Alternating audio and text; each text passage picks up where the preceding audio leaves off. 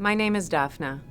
I oversee PETA's only animal shelter, which assists animals in underserved areas of southeastern Virginia and northeastern North Carolina. Every year, PETA publicizes its report on the numbers of animals we take in and what becomes of them. But some people choose to present only part of PETA's figures. Here is the whole story. The suffering of thousands of animals has been prevented, alleviated, or ended, and their lives have been saved or improved thanks to PETA's shelter and its field workers: Emily, Amanda, Jess, Heather, Kat, Holly, Kate, Thomas, and Chris. Every day and night, in all weather extremes, we answer calls for assistance from some of the poorest communities in this part of the United States, where animals have no one else to help them. I had no idea when I first came to PETA that there are people who keep their companion animals outdoors 24/7 and can't be bothered to provide them with food and water on a regular basis, much less take them to the vet when they are sick, injured, or even dying. We see unloved dogs who no one ever even bothered to name. They spend their entire lives tethered by a heavy chain, watching as life passes them by, without companionship, exercise, or respect. We deliver free, custom-built dog houses and straw bedding to those who would otherwise go without any protection from the elements. We replace heavy chains with lightweight tie-outs, and we remove tight or makeshift collars, replacing them with comfortable ones. Every year, we help thousands of dogs for free, treating parasites, providing flea and fly strike prevention, shaving matted fur, distributing water buckets, food, and toys to play with, and giving out much-needed affection. We deal with almost unimaginable suffering, injury, and neglect.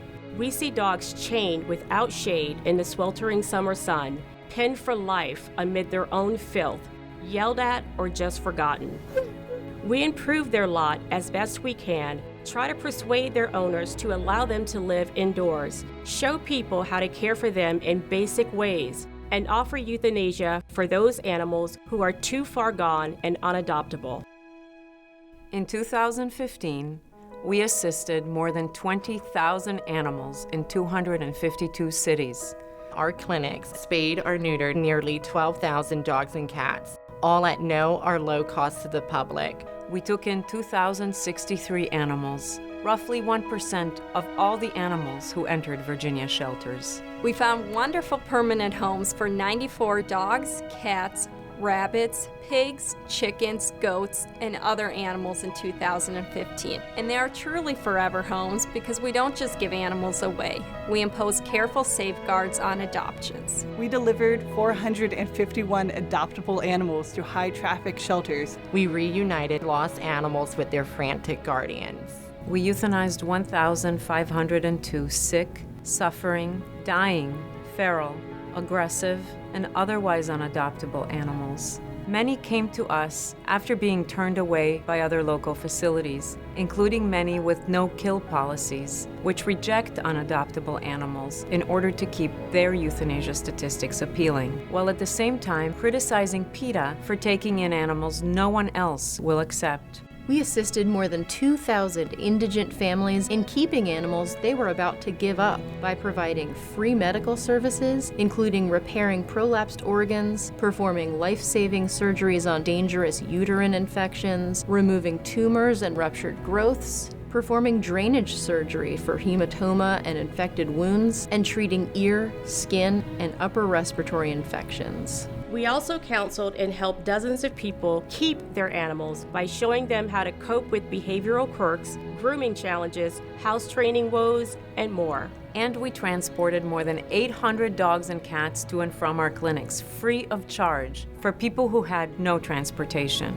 When you look at PETA's figures, please understand that 435 of the animals we euthanized were brought to us by loving guardians desperate to relieve their animal companions suffering from old age, illness, or injury, but unable to afford the cost of euthanasia. PETA provides this free community service that most other shelters do not. We never want to euthanize an animal for being homeless. That's why we go into communities where animals need us the most and work at the root of the homelessness problem. unwanted births. I work with animals because I love them and want to help the ones who need help the most. It breaks my heart, but I know that euthanasia is a necessary part of alleviating suffering and dealing with the horrors created by irresponsible and careless people. In many cases, it's the only humane option for these animals.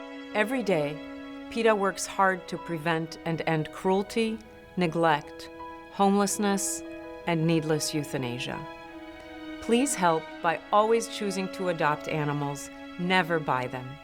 Have your animals spayed and neutered, and help others do the same. And please, if you see animal abuse, try to stop it, or at least report it. Thanks for caring. Please share this video.